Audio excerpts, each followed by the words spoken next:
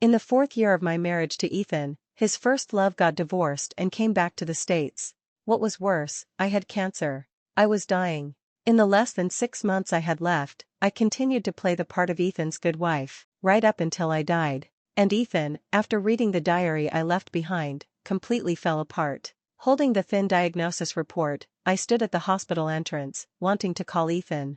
I tapped into my contacts, then backed out. Just then, his call came through. His voice on the other end was low and cool, as usual, though it softened slightly when he said my name, Eleanor. Something's come up tonight, so I won't be home for dinner. I might be back late, so don't wait up. All the words caught in my throat.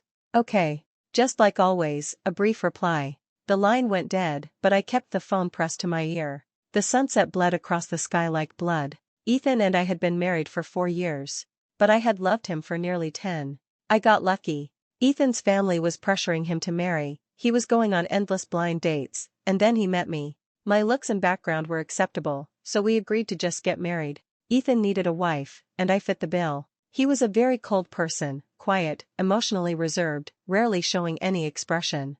I spent 2 years trying to thaw that block of ice, finally succeeding. We started to become like a normal couple, living the mundane life of groceries and bills, gradually becoming what I had always dreamed of. But now, this short-lived dream was about to shatter.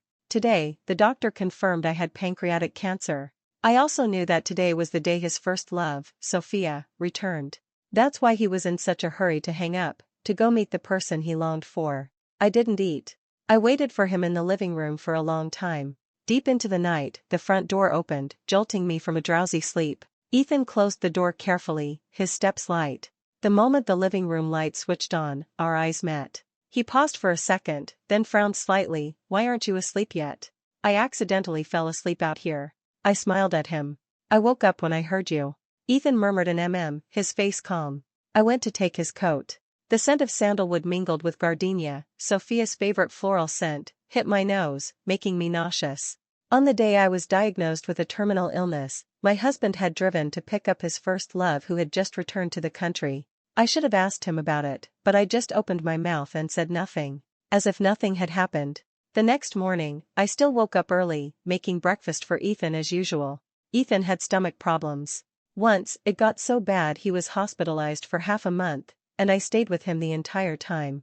The doctors and nurses all said he'd found a good wife. Ethan sat on the hospital bed, looking weary, his gaze falling on me without much emotion. When we were alone in the room, he spoke again. Hiring a caregiver would be the same.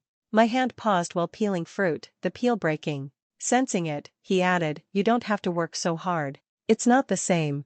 Actually, it wasn't that different. But people always feel that doing things themselves is better than leaving it to others. Especially for someone you love, you naturally care more. How is it different? I looked at him, smiled, and gave a seemingly unrelated answer. You're my husband. His stomach issues weren't completely cured, so after he was discharged, I always tried to make meals that were easy on his stomach. Ethan was a workaholic, often forgetting to eat when busy. I woke up early to make him breakfast, sometimes taking lunch to his office if I had time. If I was busy, I'd remind him around meal times. 2 or 3 years flew by, and many things became habits, like waking up early. Today, Ethan woke up earlier than usual. I didn't even have time to adjust his tie before he grabbed the lunchbox from the table and rushed out. As he reached the door, he paused, turned back to look at me standing in the living room, a touch of warmth softening his usually expressionless face, like the first thaw after snow. I'm leaving, Eleanor. Drive safe. Just like countless mornings before. Going to Ethan's office at noon to deliver lunch was a spur-of-the-moment decision. I hadn't told him. The young woman at the front desk recognized me and let me up after a quick greeting. I had been to Ethan's company many times. He had openly introduced me to everyone. This is my wife. The title had a slightly old-fashioned feel, reminiscent of a past era, yet it evoked a sense of enduring affection from that time. I too had foolishly believed we could spend our lives together like this. But life loves to play cruel jokes. It grants you a beautiful dream, only to smash it, leaving you amidst the wreckage to glimpse its true face. Like now. I saw my husband talking with his long-lost first love. In her hand was the lunchbox I used for Ethan's breakfast. Sophia seemed unchanged, still looking like she did back in college, long hair cascading over her shoulders, her smile like that of a harmless yet cunning cat. Thanks, Mr. Thompson, breakfast was delicious. It was nothing, Ethan said, taking the lunchbox back. Sophia started to say something else, but her gaze suddenly landed on me standing nearby. Her expression turned to one of pleasant surprise, her eyes curving like crescent moons. Eleanor. Long time no see. She hurried towards me, reaching for my hand, but froze when she noticed the lunchbox I was holding. You came to bring Ethan lunch? Was the breakfast this morning something you made for him too? Sorry, I was feeling a bit hypoglycemic, so Ethan let me have it. If I'd known you made it for him, I wouldn't have eaten it. Sophia smiled apologetically. But, I have to say, Eleanor, you're a really good cook. Of course, I was. Ethan had a sensitive stomach and was a picky eater. My cooking skills were honed, bit by bit, just for him. He knew that. I smiled back at her, just like she did, but behind my back, my fingernails dug into my palm. In that moment, besides anger, I suddenly felt an intense unwillingness to accept this. A plan for revenge started to take shape, becoming clearer and clearer. Ethan wouldn't cheat. Even though Sophia's reappearance still filled me with panic, I diligently played the role of the perfect wife. The shackles of morality and responsibility would bind Ethan. I didn't know who would break first, him or me. When he came home that evening, he brought me a gift. A pink diamond necklace sparkled brilliantly under the light, its exquisite design clearly expensive. Very beautiful. But I didn't like it. I rarely wore jewelry, only dressing up elaborately when accompanying Ethan to formal dinners. Ethan wasn't good with words. I knew this gift was simply his apology and compensation for what happened that morning. I still accepted it with a smile. Ethan's expression relaxed slightly. I didn't know if it was because I wasn't making a fuss, or because I wasn't angry at Sophia. I casually put the box in a drawer and got into bed before him, but I couldn't fall asleep. When he came into the room and lay down beside me, the familiar sandalwood scent enveloped me. The man carefully pulled me into his embrace from behind. His warmth seeped through the thin fabric of my nightgown. I closed my eyes, breathing evenly. Long after the person behind me fell asleep, I remained wide awake. The discomfort in my upper abdomen grew heavier. I opened my eyes. Moonlight spilled onto the floor, painting everything silver white. I stared for a long, long time until the world felt so quiet it seemed only I existed. It was only then that the realization truly hit me, belatedly. I was going to die. The next morning, as I saw Ethan off, a notification popped up on my phone's calendar. A quick glance reminded me it was the day to visit my mother. My parents divorced when I was very young. He didn't love my mom. He'd been secretly involved with someone else and had a daughter older than me. My mom raised me alone, struggling to make ends meet, which made me determined to study hard. But I had bad luck and became a target for bullying by a clique. Even though I hadn't done anything wrong, maybe they didn't like how I dressed, or maybe something I said one day offended them. I didn't dare tell my mom, and the teachers couldn't control them. The more I resisted, the worse they got. The day they cornered me, I actually had thoughts of taking them down with me. The rough texture of the brick in my bag offered some comfort. The lead girl looked down at me contemptuously, about to deliver her verdict. Then Ethan appeared. He was smart, he knew it wouldn't be a one-time thing. His deliberate protection shielded me from their attempts at revenge, allowing me to finish middle school peacefully. That's why I followed him without hesitation, getting into the same university, becoming a better person. But I was one step too late. Just as Ethan had been my light, he had encountered his own light before. Sophia, my half-sister, from the same father. I brought some things for my mom. She had a new family now. I sat there for about 15 minutes, chatted briefly, and politely said goodbye. On the way back, walking towards our apartment building from a distance, I saw them again. Sophia and Ethan, walking side by side. They were talking about something, and I saw my usually stoic husband's lips curve into a smile, the crinkles at the corners of his eyes soft. I froze. As they chatted, a dirty little dog suddenly darted out from behind the bushes, barking twice at Sophia. They stopped. Sophia wanted to pet it, but the puppy growled and lunged at her legs, scaring her straight into Ethan's arms. Ethan steadied her, his hand briefly touching her waist before quickly letting go. As he turned his head, he saw me standing there. Sophia reacted even faster than him. Eleanor. I walked over numbly. Just as Sophia was about to say something, I bent down first and picked up the dirty puppy. The little dog seemed frightened too, burrowing into my arms but not struggling. Ethan, I looked at him and smiled. I want to keep him. The atmosphere instantly chilled. I just kept smiling, repeating, I want to keep him. Ethan went with me to the vet. We got the dog checked out and discovered he had many problems. A cracked bone, scratches on his belly, and countless minor issues. But he was very well behaved, letting the vet examine him without making a fuss, just lying there quietly. Ethan looked at me, wanting to say something but holding back. Even after the checkup and on the way home, he said nothing. The dog stayed at the vet clinic. I named him Buddy. When we got home, the tension between us was palpable.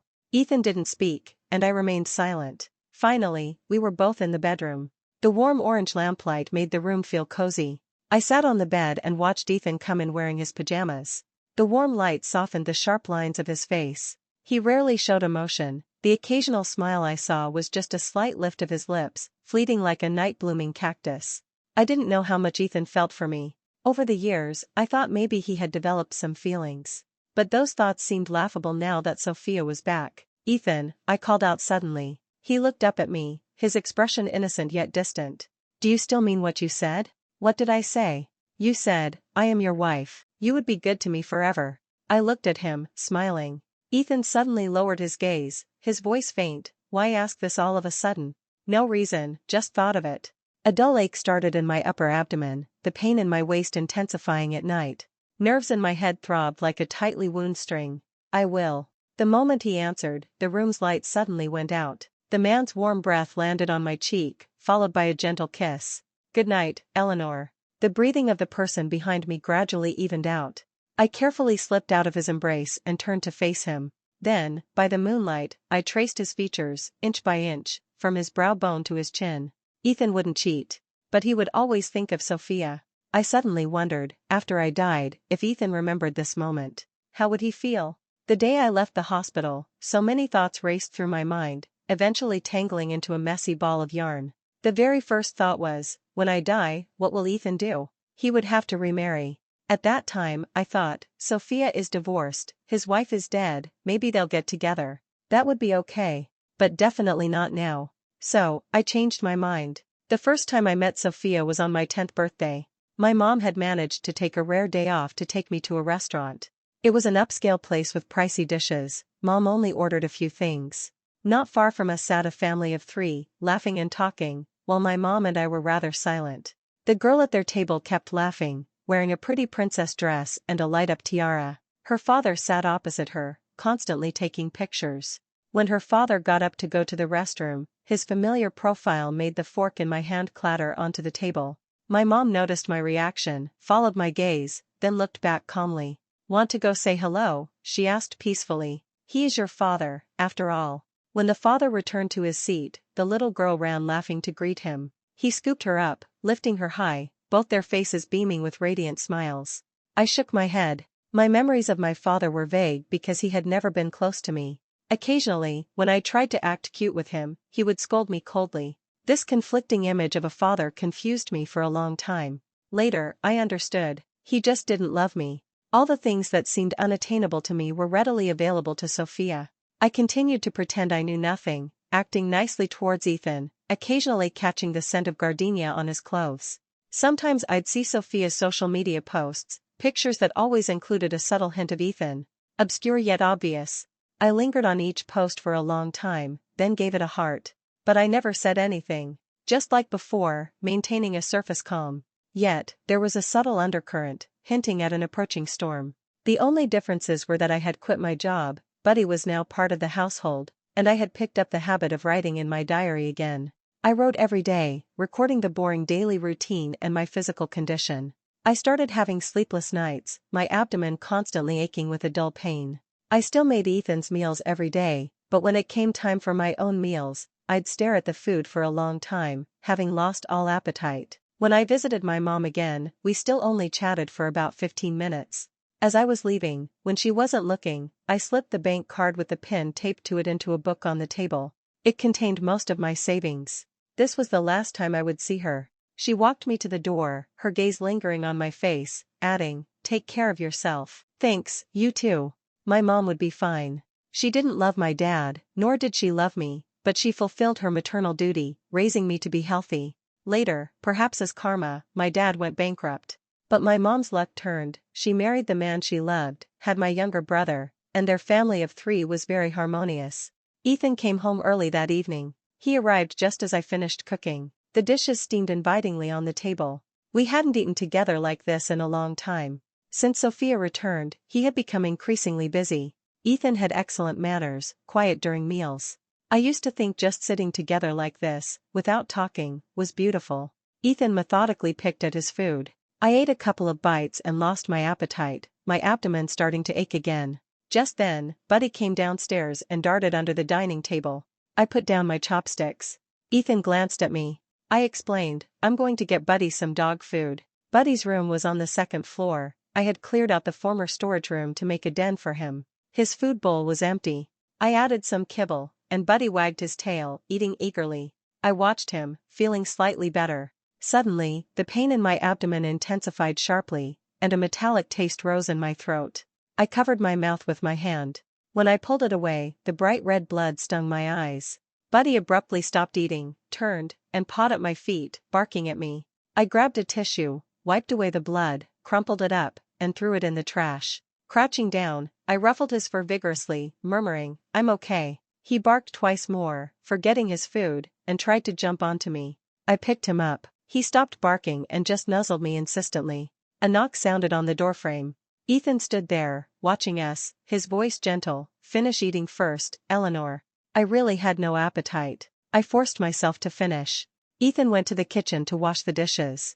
When he came out, he saw me playing with Buddy on the sofa and sat down beside me. Eleanor, I've been busy lately. Once things slow down, I'll take you to that island resort, okay? I rubbed Buddy's ears and replied, okay. Going to an island resort with Ethan had always been on my wish list. We were too much like strangers before. We didn't even have a honeymoon after getting married, just went back to our normal lives, work, home. Once we got closer, I kept thinking about going to an island with Ethan, like a belated honeymoon. I never told Ethan about this little wish, just mentioned wanting to go traveling a few times. But the workaholic schedule was always too full, so it kept getting postponed. Now he was the one bringing it up. I caught him looking at me out of the corner of my eye, his phoenix eyes slightly curved. I pretended not to notice. He spoke again, there's a dinner party next Wednesday. Are you free that day? Come with me? My movements paused, then quickly returned to normal. I'm not going. Ethan didn't press further, just nodded. My gaze remained fixed on Buddy. I paid no more attention to Ethan. Sophia had just returned to the country, her network was small, she wouldn't miss such a good opportunity. If she asked Ethan, he wouldn't refuse her. Buddy whined softly on my lap. I patted his head. Ethan probably didn't expect that I would show up at the party he took Sophia to behind my back. I came anyway. The banquet hall glittered with lights. Men in tailored suits and women adorned in jewels moved through the room, glasses clinking, hosts and guests merry. I stood at the very edge, out of place, like an intruder. Ethan was easy to spot. I had chased his shadow for over a decade, searching for him in crowds countless times. He wore a well-fitting suit, standing tall and elegant. The woman on his arm wore a red dress, as vibrant as a rose. It was Sophia. Watching them navigate the world of fame and fortune, chatting and laughing, like a match made in heaven. Even though I had anticipated this scene, seeing it with my own eyes still felt like a hard slap across the face.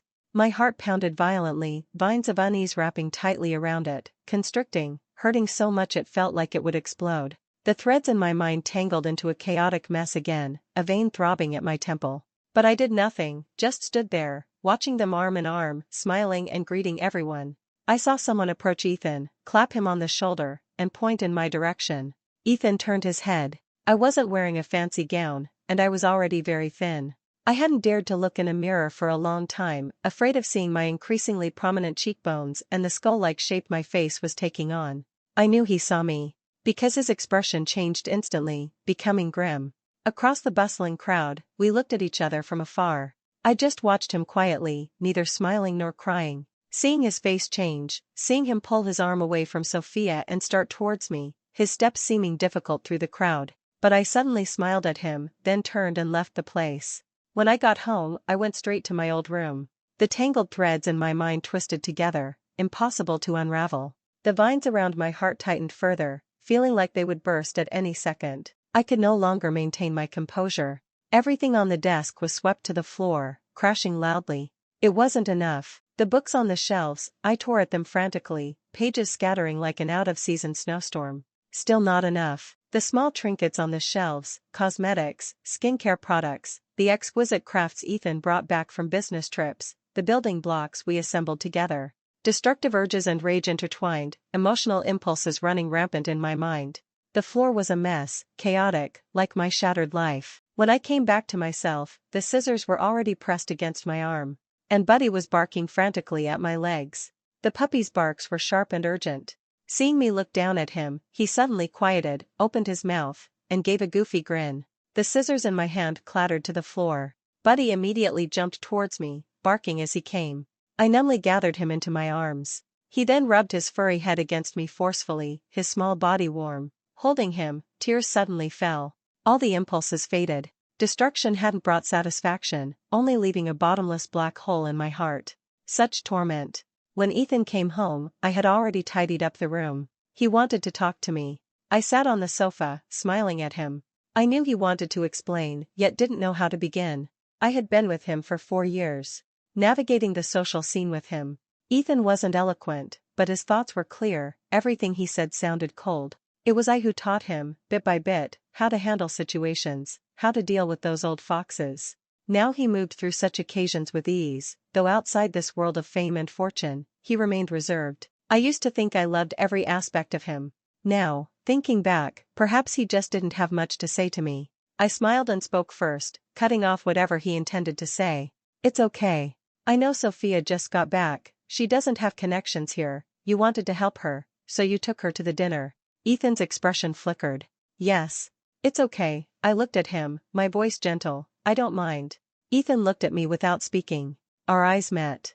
I continued to gaze at him gently. After a long moment, he finally looked away. Then he suddenly hugged me, holding me tightly, as if trying to merge me into his body, making it a bit hard to breathe. The man's warm breath fell on my ear. Eleanor. Intimate. You've lost weight. I smiled faintly, not answering. The mixed scent of sandalwood and gardenia surrounded me. I forcefully suppressed the urge to vomit. The next morning, I saw him off to work as usual. I thought he was about to leave, but Ethan suddenly stopped in the living room. Eleanor. His voice was gentle. I forgot my tie. Feeling a bit helpless, I went upstairs, grabbed one randomly, and handed it to him. Ethan didn't take it, lowering his head. Help me, Eleanor. I did as he asked, tying it for him. Ethan kept his head bowed, obediently waiting until I finished. Done. Suddenly, my waist was seized, pulling me forward against him. I looked up at him. All words were silenced, my lips met with warmth. Ethan held my waist and kissed me, fiercely, conquering, like a beast shedding its disguise, filled with savage desire. When we separated, the corners of the man's eyes were tinged with red. I looked at him, saying nothing. Ethan placed another kiss on my forehead, his lips curving slightly. I'm leaving, Eleanor. I smiled and said goodbye. I arranged to meet Sophia. Set for 10 in the morning. I arrived on time and waited another half hour in the coffee shop before she finally showed up. Sophia was very pretty. Back when Dad wasn't bankrupt, she lived a pampered life. After Dad went bankrupt, she still had good fortune, marrying abroad. Now divorced and back, she had Ethan helping her at every turn. So lucky. Sophia sat down opposite me, her makeup flawless, her smile sweet. While I had dark circles under my eyes, was thin, and looked pale. Eleanor, why did you suddenly ask me out? We weren't particularly close, at best just university acquaintances.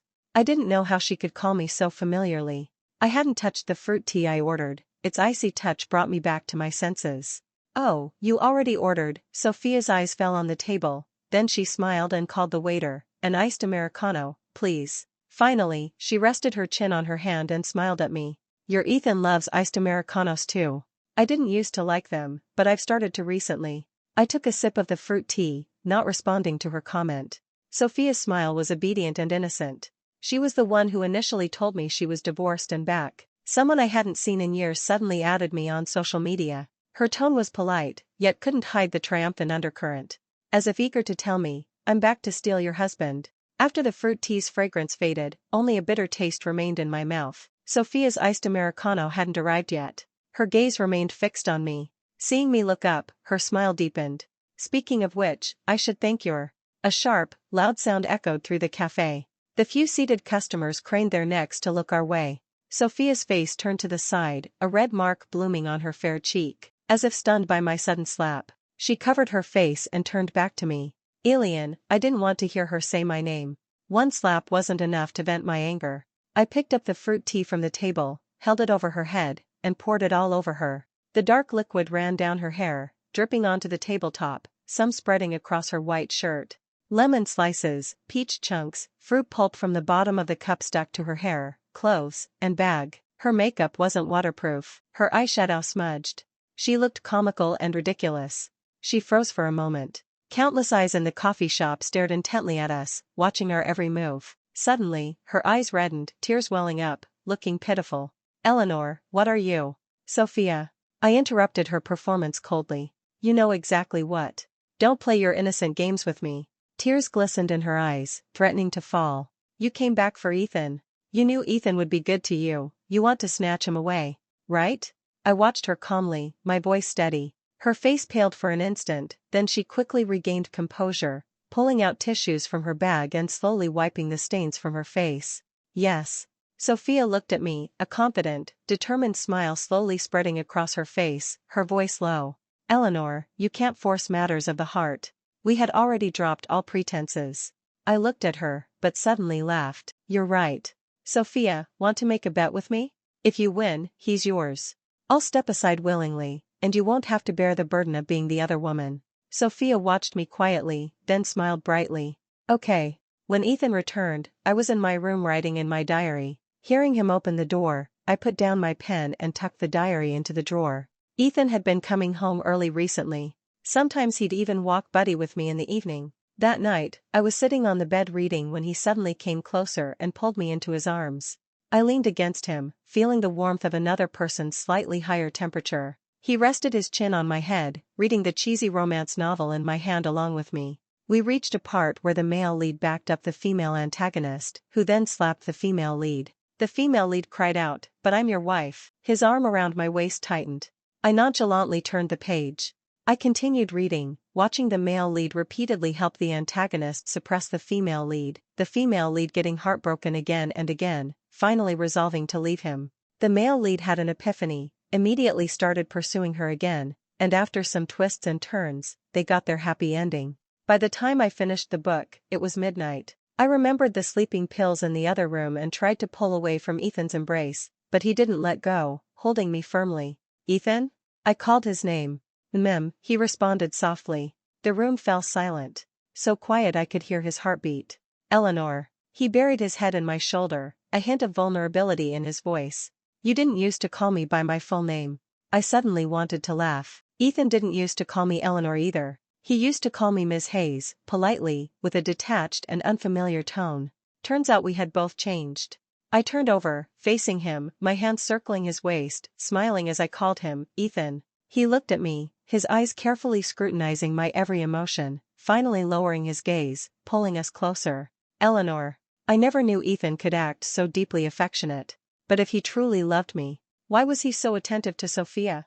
A week had passed since I met Sophia. Our wedding anniversary was approaching, and Ethan was becoming increasingly clingy. I wrote the 100th entry in my diary today, which also happened to be our anniversary. Something I mentioned casually had stuck in Ethan's mind. He came home early and spent the afternoon busy in the kitchen. I took Buddy out for a walk and returned to find the house decorated. The food on the table smelled enticing. Ethan stood nearby, a smile playing on his lips, his gaze soft as he looked at me. "Eleanor, welcome home." Roses and music, cliché yet romantic. Under the champagne bottle were 2 plane tickets, dated for the day after tomorrow.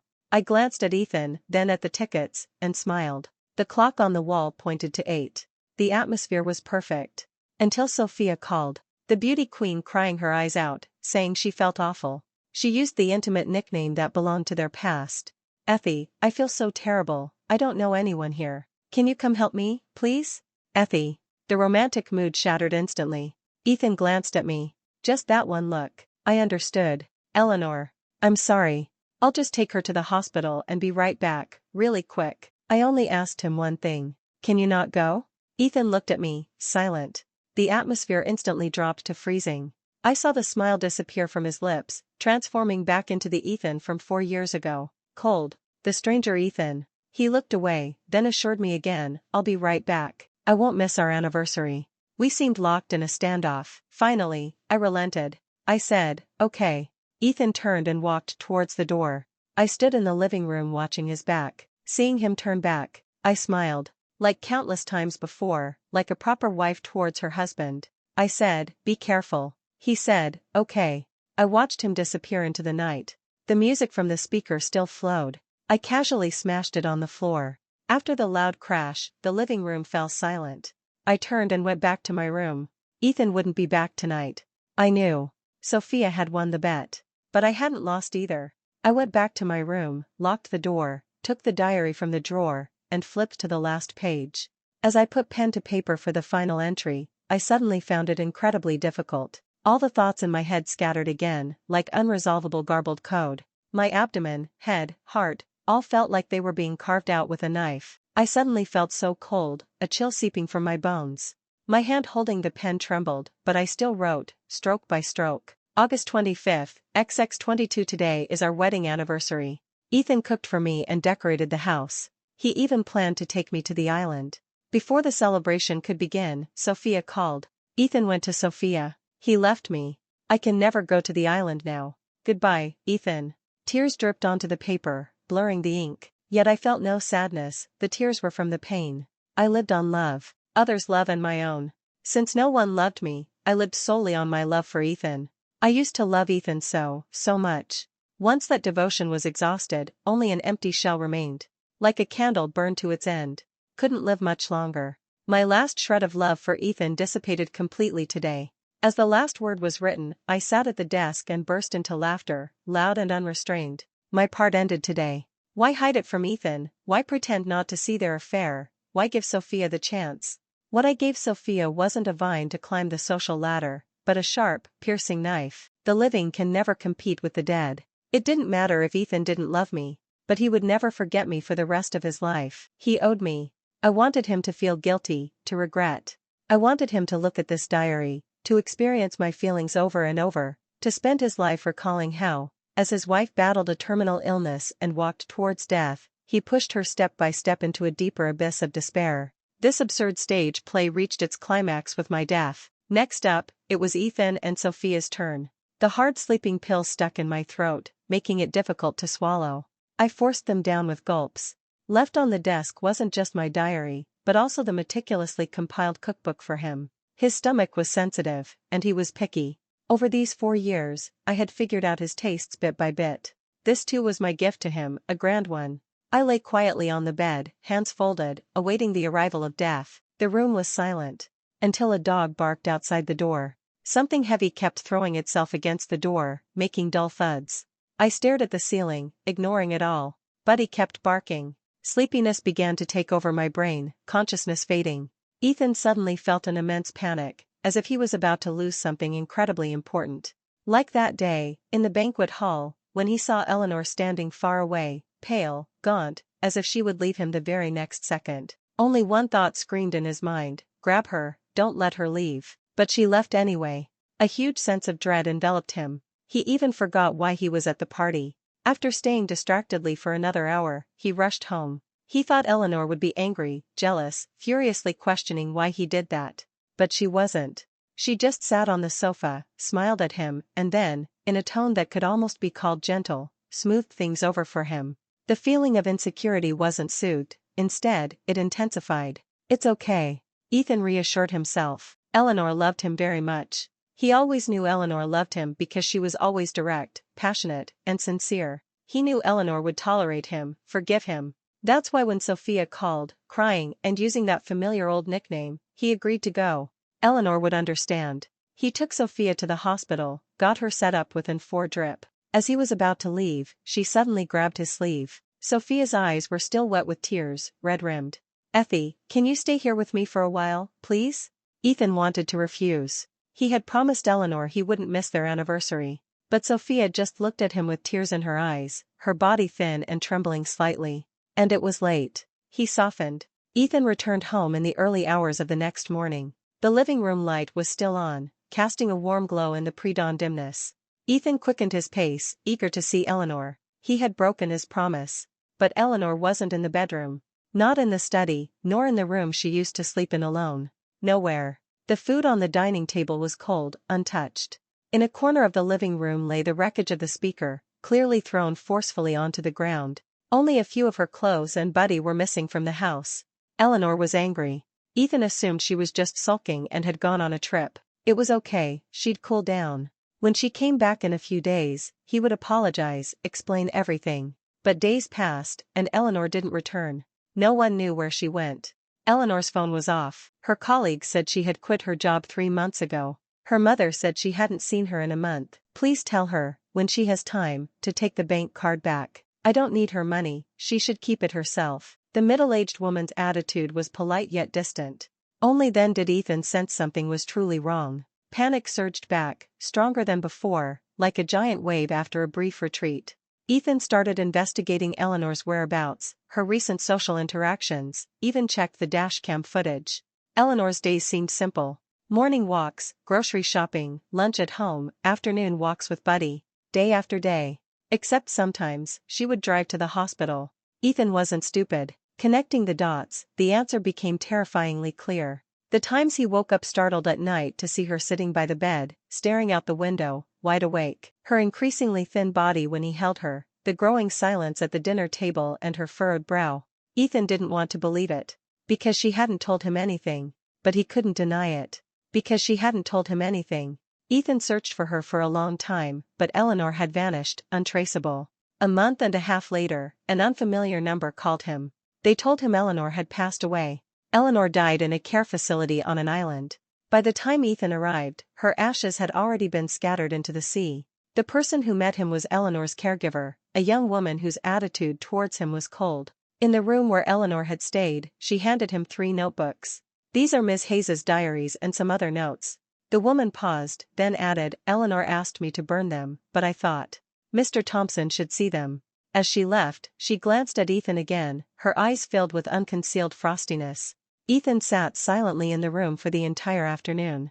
Afternoon sunlight streamed through the window, warming the room, but sitting there, he felt a suffocating tightness, like hands around his throat. He waited until midnight. Then he opened Eleanor's diary. Those details he had deliberately ignored, the hidden blood and tears, all the pain she had swallowed alone, thread by thread, wove into a sharp net, tearing his heart to shreds. May 17, XX22. The doctor said I have pancreatic cancer. He looked at me with pity. I didn't really hear much of what he said. Basically, it's incurable. The doctor told me to start treatment in the hospital soon. I don't want to. I don't like hospitals, the cold walls, the ever-present smell of disinfectant, the oppressive atmosphere. And there's no one to be with me. I wanted to call Ethan, but I didn't know how to start. What would I say? Tell him I'm dying? Better not. But Ethan's call came through. He said he had something tonight, would be back late. I suddenly remembered, Sophia is coming back today. Did Ethan go to pick her up? May 18, XX22 went to the office to bring Ethan lunch. Ran into Sophia. She's still as beautiful as ever. The breakfast I made for Ethan this morning, she ate it. I was furious. But then I thought, what I gave Ethan belongs to him. He can do whatever he wants with it. May 21st, XX22 went to see Mom. She's doing well. I thought about telling her, but decided against it. Mom is happy now, I shouldn't disturb her. On the way back, I saw Ethan and Sophia. And a little dog. I want to keep him. The moment the words left my mouth, I saw Ethan's face change. But I'm going to keep him. The vet asked me his name. Let's call him Buddy. Buddy, Eleanor. May 22nd, XX22. Last night before bed, I asked Ethan if he still meant what he said. He said yes. If only I were a little dumber. Then I wouldn't have noticed his hesitation. Ethan, those who betray true hearts must swallow 1,000 silver needles. May 25th, XX22 saw Ethan on social media, in a picture Sophia posted. A dinner for young talents, his face partially visible in the bottom left corner. Her caption, it's great having a business tycoon as a friend. I thought it was great too, so I liked it. May 28th, XX22 Buddy has been home for a few days now. The dog supplies I ordered online arrived. I went to the mail center, the manager had packed them all together, quite a lot. When Ethan came back, I asked him to help me get Buddy's packages. He said okay, then turned and went into the study. He'll remember, right?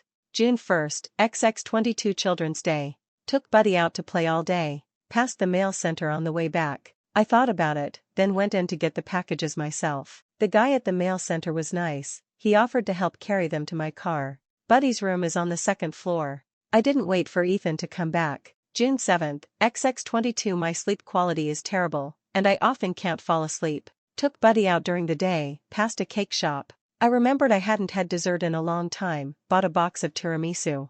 But when I got home, I suddenly lost my appetite again. I used to love it, but now, looking at the sticky cream, I just feel disgusted. June 19th, XX22. Ethan seems busier and busier, often telling me not to wait up for him at night. As he fades from my life, he appears frequently on Sophia's social media. Sometimes I envy Sophia. Dad loved her when we were little, her husband loved her when she grew up, and now that she's divorced, my husband loves her too.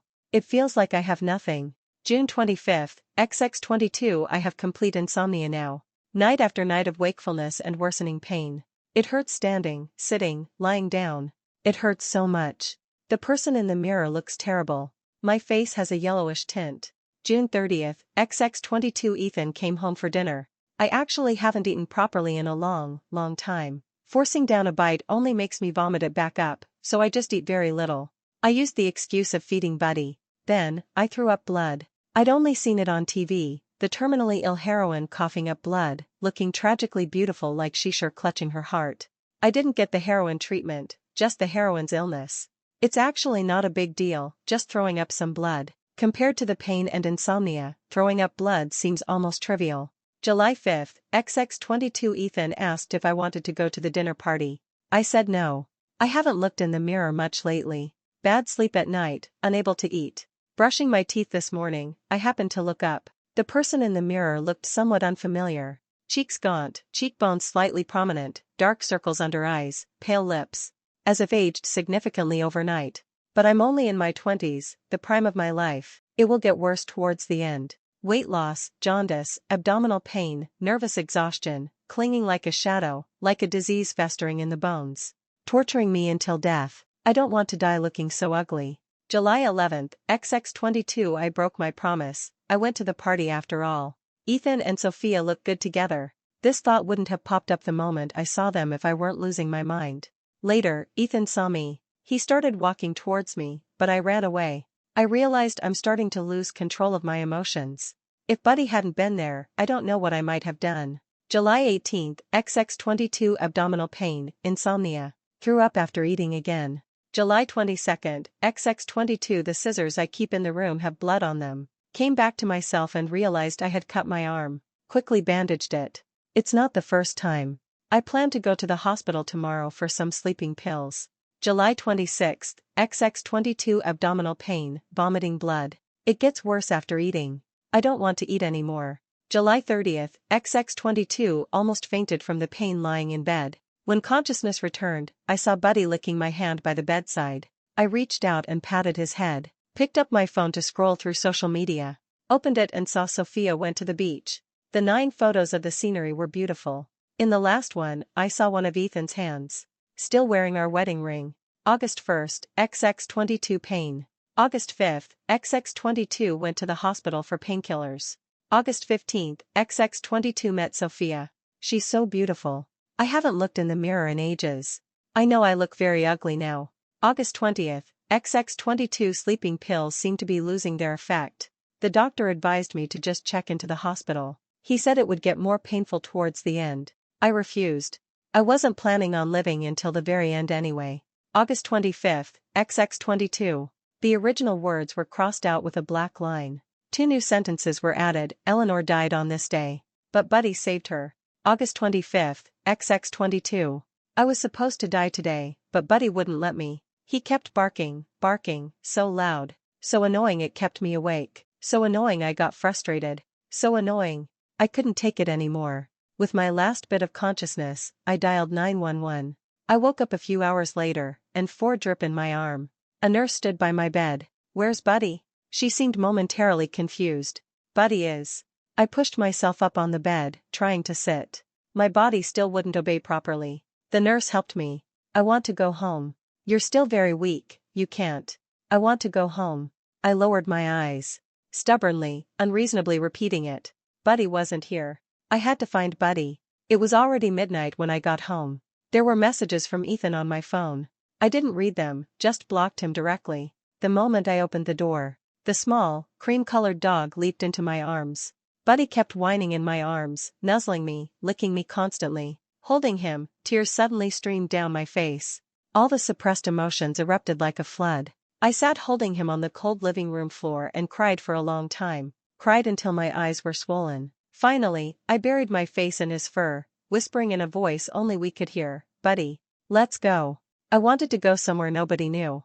Just me and Buddy. And love. Buddy, in my arms, didn't seem to understand my words. He just looked at me earnestly with his eyes, then slowly, carefully, licked away all the tears from my face. No one in the world loved me. But a dog would. A dog will always love the person who took them home.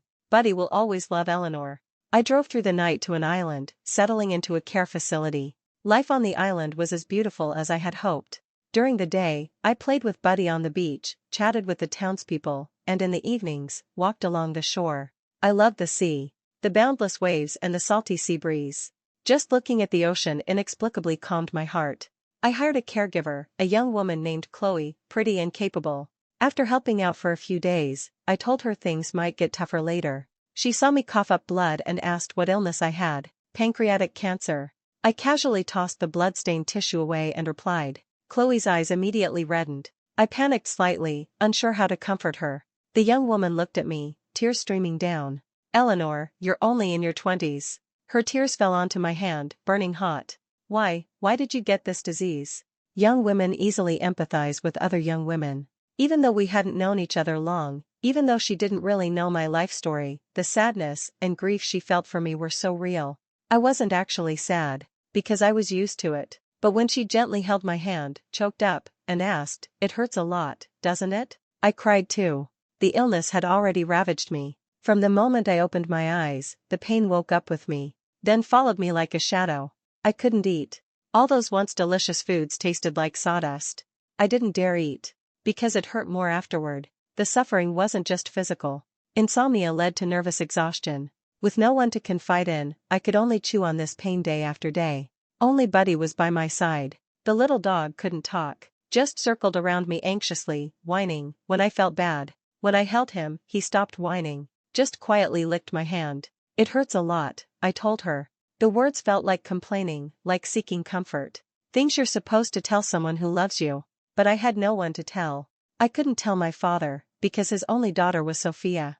I couldn't tell my mother, because she was someone else's mother now. And I couldn't tell Ethan, because he was busy planning Sophia's future. In the end, I told someone I barely knew. I didn't seek further treatment. Treatment would only prolong the agony, stretch out the painful days. I lived on painkillers and sleeping pills, growing thinner day by day. Occasionally catching my reflection, the person staring back had sallow skin, a gaunt face, completely unrecognizable as a young woman in her 20s. So ugly, I thought. Life withered like a flower fading quickly. I started having trouble walking. Chloe pushed me in a wheelchair outside to get some sun, watching Buddy play on the lawn. Sometimes I asked her to push me to the beach for a walk, to feel the sea breeze. Buddy didn't mind that I was ugly, he still always wanted to kiss me. But I stopped letting him. Chloe stopped asking about my illness, just chatted with me, about my past, her past, gossip, anything. One day, while tidying up, she saw the wedding ring I kept hidden in a drawer and exclaimed, "Eleanor, you're married?" "Yeah." "Then your husband." She stopped mid-sentence, sensing something. I just smiled. "He doesn't know. Doesn't know I'm sick. Doesn't know I secretly ran away here." "Are you divorced?" Chloe blurted out, then quickly covered her mouth. "No." "Then why?" I smiled, didn't answer her question, changing the subject. Time passed quickly on the island. Happy times are always short. I started to weaken. The painkillers stopped working. The pain reached an unbearable level. I couldn't eat anything. I kept a knife hidden in my room. Sometimes the blade was already at my wrist, but looking at Buddy sleeping soundly in the room, I put it down again. Being alive had become a form of torture for me. I rarely went out anymore. But lying down hurt too. Chloe would come chat with me, telling me town gossip. Her neighbor's daughter was fighting with her boyfriend about breaking up, arguing every night. Later, the girl cut her wrists at home, trying to force the boyfriend not to leave. Hysterical, making a huge scene. Caused a big commotion at the hospital. Chloe sighed, the scene was terrifying. How could someone use their own life to salvage love? Because they once loved too deeply. Later it became obsession. That's why they hold on, become hysterical. I looked at her and smiled. I used to be like her. Because I'd never been loved in my life, I constantly craved love. Chloe looked stunned. I wouldn't have guessed, Eleanor, you seem so gentle. Because I have Buddy now. Try to talk to her more, Chloe. Eventually, she'll have to see clearly. She still has a chance, cut her losses, she can start over. But I don't. I really couldn't hold on anymore. I asked Chloe to push me out for a walk. By evening, the beach was mostly empty. We moved slowly, stopping often. The walk was quiet. Buddy didn't bark either. When she pushed me back to my room, Buddy squeezed in with us. I hadn't let him in the room for days. He ran to my bedside, wanting to jump up and nuzzle me. I told Chloe to take him away. He wouldn't let her pick him up, dodging left and right, even baring his teeth and growling at her, very fiercely. Buddy. I called his name. He quieted down again, his eyes looking at me, inexplicably aggrieved. I glanced at Chloe. She picked him up and carried him out. He barked a few more times outside the door. The sound faded. I remembered the first time I saw him. He was so dirty, thin, looking pitiful. Later the vet said he had problems all over his body, had even been abused. If only I could have met him sooner. Pain blurred my consciousness. I hope next time, I can bring Buddy home sooner. Let him be a happy, healthy little dog. Never hungry or cold, never abused. And I could learn to love myself sooner. When Chloe opened the door, a tall, thin figure was already standing outside the yard. It was Eleanor's husband. She didn't know when he had arrived, frost seemed to cover him. Seeing her, he managed a stiff smile, like a wind-up doll. Ms. Miller, could you possibly show me the places she used to frequent? Chloe didn't speak. She didn't like this man. Eleanor had always been secretive about her marriage. Chloe had only managed to glean bits and pieces about her feelings through hints. Of course, she was curious. One day, while tidying Eleanor's room, she knocked over a book from the table. A notebook fell out, open. She admitted her curiosity got the better of her. As she bent down to pick it up, she glanced at the contents. The diary she had knocked over was Eleanor's diary about her crush. Ethan's name filled most of the pages. Being in her 20s, her imagination was still vivid. Combining what Eleanor had said, she pieced together a story of unrequited love for many years, ending in a marriage to someone else, a tale of regret. Until the man who came to handle Eleanor's belongings appeared, wearing the same wedding ring as Eleanor, and she saw the name Ethan when he signed something. She suddenly felt confused. If Eleanor married the person she had loved for so long, why did she end up here alone, slowly waiting to die? What made her refuse to see her former love, even until death? She couldn't figure it out. But she instinctively disliked this man. She refused. But on the 5th day of opening the door to find him standing in her yard, Chloe relented. Ethan followed Chloe to the places Eleanor frequented. A park always full of people, a corner coffee shop, a stretch of road circling the island, and a particular beach. The park was where she took Buddy to play with other dogs. She often sat in the coffee shop for an entire afternoon. The island road was near the care facility. Before needing the wheelchair, she could walk further. The beach was where she spent the most time. She and Buddy together. When tired, human and dog would huddle together, facing the sea. As quiet as two statues. Ethan walked the paths again and again, imagining. 5 days later, he knocked on Chloe's door again. A strange fear washed over him. He hesitated before speaking. Ms. Miller, could you tell me about Eleanor? The person before him suddenly changed expression, her hand trembling on the doorknob. After a long pause, he heard her say, no. The girl, usually cold towards him, became emotional, her eyes reddening. Mr. Thompson, what do you want to hear? Hear how she struggled alone with the pain, hear how she died utterly alone, with only a dog beside her, or hear how agonizing her death was, how cancer ravaged her until she was unrecognizable. Eleanor never complained about the pain. But Chloe saw the veins throbbing on her temples, the cold sweat. Chloe didn't cry when she died. Didn't cry when her ashes were scattered into the sea. Didn't cry when she sent Buddy away, hearing he wouldn't eat or drink at his new home, just curled into a tiny ball. But accompanying someone, watching her life destroyed by illness, watching her wither away bit by bit, watching her endure excruciating pain yet remain gentle and calm, watching a living person turn into a handful of ashes. How could she not be heartbroken? She was in the prime of her life, yet everything was irreversible. Large tears rolled down Chloe's face. Crying uncontrollably, she wiped them away. Her eyes red, her voice cold. So, Mr. Thompson, where were you when she was sick and suffering? Where was he? Ethan thought. He was with Sophia. Ethan stayed on the island for half a month. He found Buddy's current home. He went several times, trying to get Buddy back from the person who had taken him in. The man who took Buddy looked fierce, rude and unreasonable. No matter how high Ethan offered, the man ignored him, even trying to chase him away with a broom several times.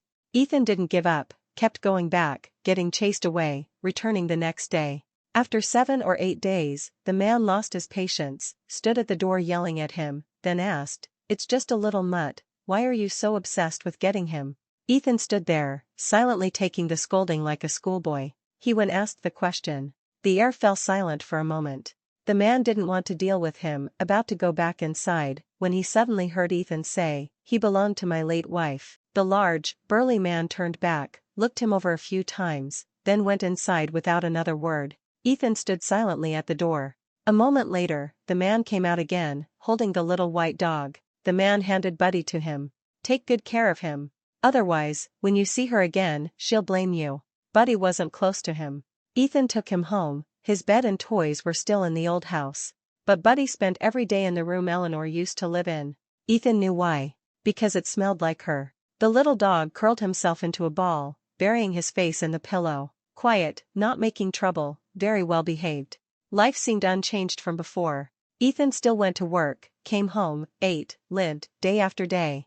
Just without Eleanor. He was an adult, he ate when hungry, drank when thirsty, slept when tired. One morning, Buddy slipped out when Ethan opened the door. He ran off and disappeared. Ethan searched frantically everywhere. Finally, returning home that evening, he saw Buddy squatting by the front door. His dark eyes looked at Ethan, then he lowered his head and whimpered twice. Ethan picked him up, holding him close, just like Eleanor used to hold him. The house lights weren't on. In the darkness, Ethan held Buddy for a long time, then finally sighed. She wouldn't blame me. She wouldn't want to see him again. People at the company said Mr. Thompson had changed. Not colder, but gentler. Mr. Thompson used to be taciturn, always wearing a cold expression. Lately, he smiled strangely often, even for small things. He would praise you gently. People in the office gossiped. If Mr. Thompson weren't married, that smile, seriously, it would steal my soul. What happened to Mr. Thompson? Possessed? He's like a different person. Could it be, a girl holding coffee laughed, that Mr. Thompson was influenced by his wife? Mr. Thompson's wife was a very beautiful woman, always smiling when she saw them, gentle, yet very capable. Sometimes when she came by, she'd greet them, never putting on airs. Speaking of which, Eleanor hasn't been here in a long time. Ethan passed the break room just as that sentence hung in the air. Time seemed to freeze. Ethan stood at the doorway, unable to move. She wouldn't be coming anymore. Buddy still ran outside every day. In the afternoon, he'd wait for Ethan at the front door, and when Ethan returned, Buddy would trot upstairs into Eleanor's room. Ethan suddenly became curious. What did Buddy do outside every day? He followed him, watching Buddy take a winding route to the park. Buddy found a sandpit, dug for a while, then left, following the same path back, circling the neighborhood twice more. Then he went home, sat by the front door, waiting for Ethan. Ethan didn't understand at first. Until one day, a girl in the park petted Buddy and asked softly, "Buddy, where's your sister?" Buddy whined twice, then fell silent. Ethan suddenly understood. This was the route Eleanor walked with him every day. Eleanor was gone. He kept walking it. That day, Ethan followed Buddy back into Eleanor's room. The little dog squeezed under the desk and pulled out an empty bottle. Ethan picked it up and looked at it. Sleeping pills. He suddenly remembered the crossed-out line. "I can never go to the island now. Goodbye, Ethan." Eleanor died on this day. But Buddy saved her. The empty sleeping pill bottle, the scratch marks on the door, the tear-blurred words, the unanswered texts. And Eleanor, who was supposed to die that day. The suppressed grief immediately turned into a tidal wave, overwhelming him. Remorse morphed into a giant monster, swallowing him whole, chewing him over and over. Ethan collapsed onto the floor, replaying the details of that day again and again. Like self-torture, reliving it repeatedly. What the hell had he done? 3 days later, Alex finally managed to get his friend to open the door. Sophia had sent messages, called Ethan, but got no response, so she desperately sought Alex's help. Alex stood outside Ethan's door knocking for a full 3 hours. Ethan wore only a white shirt, stained with various liquors. When he opened the door, Alex was shocked. The overwhelming smell of alcohol made him want to gag. Fortunately, Ethan only looked disheveled and smelled strongly of alcohol. His mood seemed relatively stable. Still the same cold face as usual, looking like he could still communicate. His friend walked into the house without a word. Alex followed him. The moment he saw the inside, he almost cursed out loud. Stable my ass. The living room was filled with empty liquor bottles. Neatly arranged on the floor, not messy at all. Everything else in the house was orderly. Ethan sat on the sofa, picked up a half-finished bottle from the coffee table, put it to his lips, and tilted his head back. Crazy. Alex lunged forward and snatched the bottle. Colorless liquid splashed all over Ethan. Ethan glanced up at Alex, said nothing, just slowly reached for another bottle from the nearby case, about to open it. Ethan, are you fucking crazy? You're lucky you're not dead already, and you're still drinking. Alex grabbed the bottle, managed only 2 sentences of scolding before his friend slumped onto the sofa and closed his eyes. Fucking lunatic. Ethan woke up in the hospital. Opening his eyes, he saw Alex beside him. His head was groggy, he seemed to remember Alex yelling at him. Ethan thought for a moment, only recalling drinking constantly, going to the bathroom to throw up when he couldn't drink anymore, then continuing to drink after vomiting. But he never got drunk. Alex put down his phone and saw his friend lying in bed, staring blankly at him. The lack of expression was even more frightening. Alex's anger flared. You fucking. Eleanor's gone. The sudden words cut off Alex's anger. His friend's voice was raspy, like sandpaper. Gone? Gone where? His brain couldn't process it immediately. Ethan lowered his eyes. She was sick. What illness? Pancreatic cancer. Alex fell silent instantly. On our anniversary, Sophia called me, said she was sick, asked me to check on her. When I left, Eleanor asked me if I could not go. I didn't answer. That night, she took a lot of sleeping pills alone at home. Alex. Ethan looked up, his eyes like stagnant water. Tell me, when she saw me off that last time, what was she thinking? Alex was silent. When she took the sleeping pills, lying in bed waiting to die, what was she thinking? No one answered. The man on the bed suddenly sat up, eyes red, his voice choked and pained. Asking Alex, or perhaps himself, tell me, what could she have been thinking? Alex suddenly stood up. He walked out without looking back. The hospital room door slammed shut with a loud bang, leaving him alone inside. Left alone, staring blankly at the white wall, finally breaking down into sobs. After being discharged, Ethan quit his job. Every day, he walked the paths they used to walk with Buddy. Day after day, year after year, he learned to cook following the recipes Eleanor wrote for him. From clumsy to proficient, but compared to Eleanor's cooking, something always felt missing. Later, he started suffering from insomnia too. When he couldn't sleep, he would read Eleanor's old diaries. His name was on every page. He read them over and over, crying and laughing. Turns out she had loved him cautiously for so many years. Later, Buddy couldn't walk much anymore. He was originally a stray dog, with health issues everywhere. His lifespan wasn't long. If Eleanor hadn't taken him home, he would have died in the winter 2 years later. Ethan stopped going anywhere too. After eating, he just stayed with Buddy. The day Buddy passed away, Ethan was beside him. The little dog, lying down, suddenly stood up shakily, barked twice towards a certain spot, then gave a goofy smile, his tail wagging faintly. Ethan watched him try to lunge forward, then fall back onto the bed, motionless. After about 10 seconds, he stopped moving. Ethan knew. Eleanor had come to get him. As sleepiness swallowed his last bit of consciousness, Ethan thought, so this is how Eleanor felt that day.